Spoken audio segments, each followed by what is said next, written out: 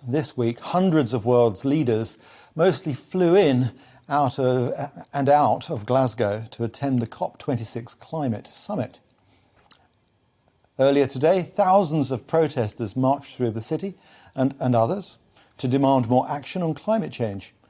Cop26 is being seen as critical because it's the moment at which countries must set out more ambitious goals for climate action 5 years on from the Paris Agreement. But there are two elephants in the room, Russia and China. Joining me from Glasgow is Heather Mackay from E3G, which is an independent European climate change think tank. Hello, Ray. Thank you for having me on. Thank you for joining us. Tell me, what's happening up there at the moment?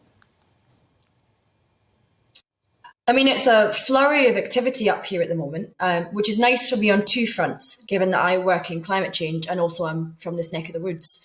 So we've seen today, as you've pointed out, a huge number of people putting their boots on the streets to call for further and faster ambition and action on climate change.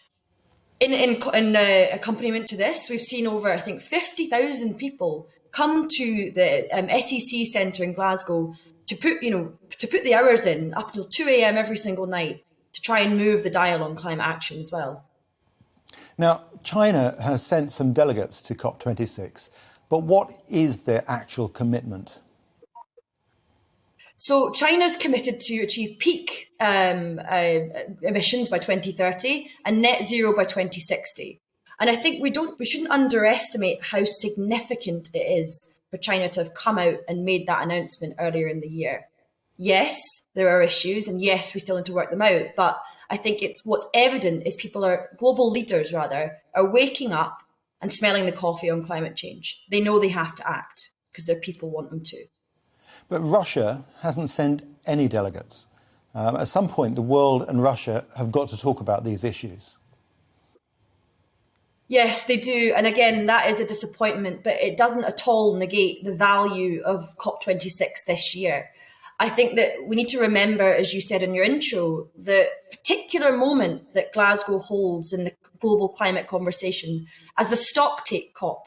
This is the COP where countries are coming together to stop and reflect on where we've got to date and ramp up ambition for the next period of action. And I think we're starting to see that. We've seen a huge amount of capital now pledged to green projects. We've seen amazing deals like the South Africa deal come out with billions and billions of pounds going to help transition their economy away from coal and towards renewable energy. And we've also seen, frankly, groundbreaking statements on global methane reductions and deforestation. Yes, the proof is in the pudding. And yes, it's all about delivery. And that's what the people on the streets will be saying. But I think it's important to remember how far we've come and where we're at to date. So what would you say to Greta Thunberg, who stood yesterday and pronounced it a failure and greenwashing?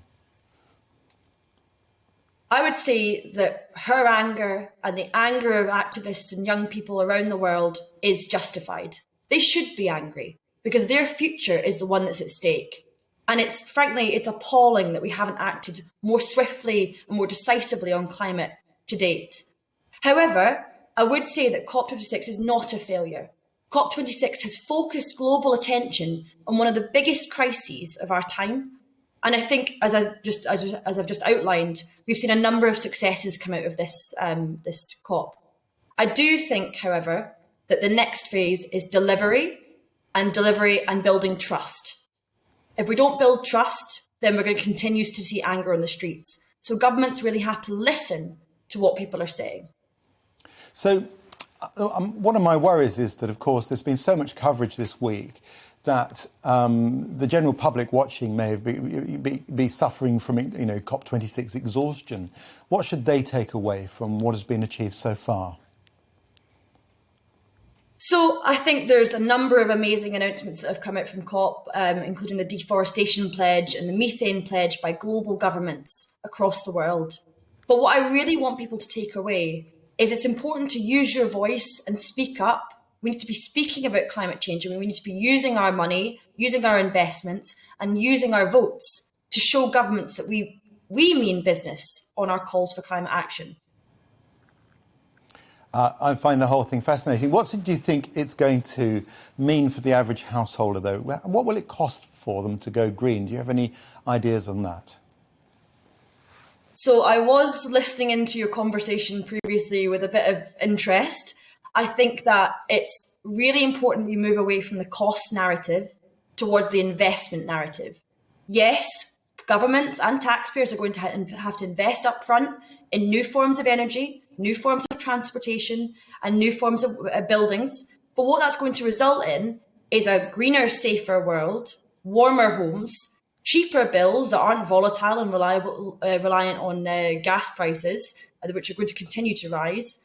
And also, a number of studies have shown that by investing in net zero now, we're going to create more jobs and we're going to create more productivity across the country. So I think, yes, I'm not steering away from the point that we will have to invest up front, but we're going to get a huge return on that capital.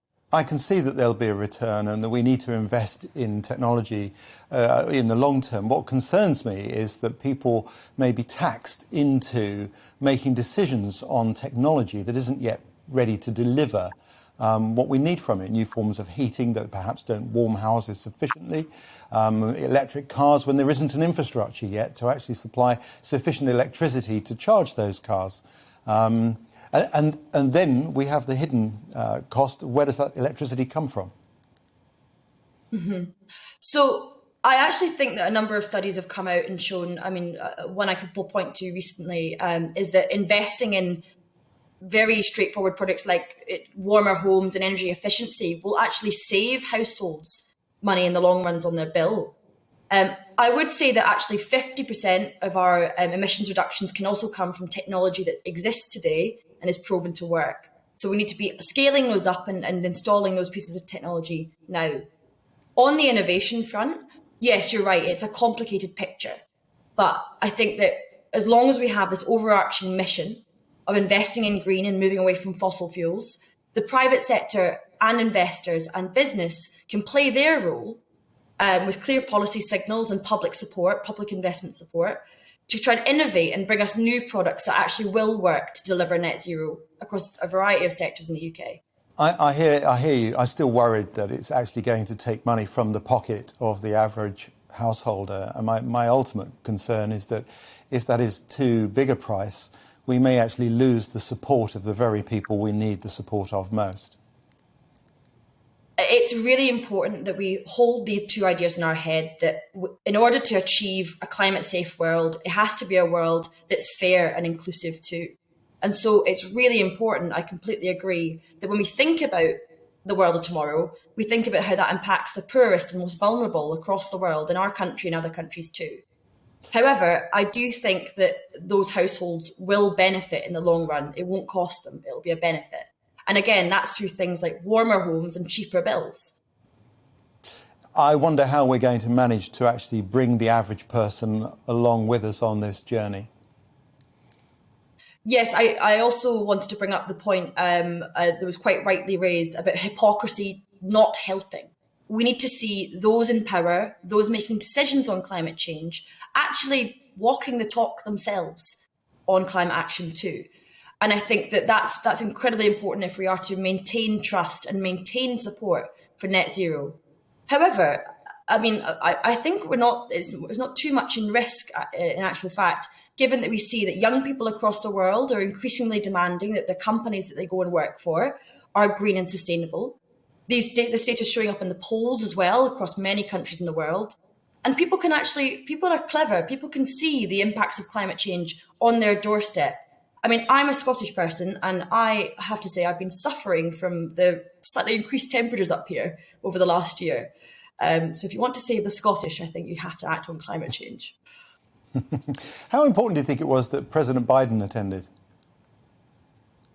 I think President Biden attending Cop26 was incredibly important. And it really marks the change in the US's position on coming together with countries across the world to collaborate on net zero and on climate change. I think that America is a huge player in the climate change market. They're also a leader in technology, they're a leader in investment, they're a leader in diplomacy. And so for Biden to come to the COP and reaffirm America's commitment to being back on the game and getting us to 1.5 is huge. So a number of things this COP have been really heartening to see. Heather, thank you so much for joining us from Glasgow.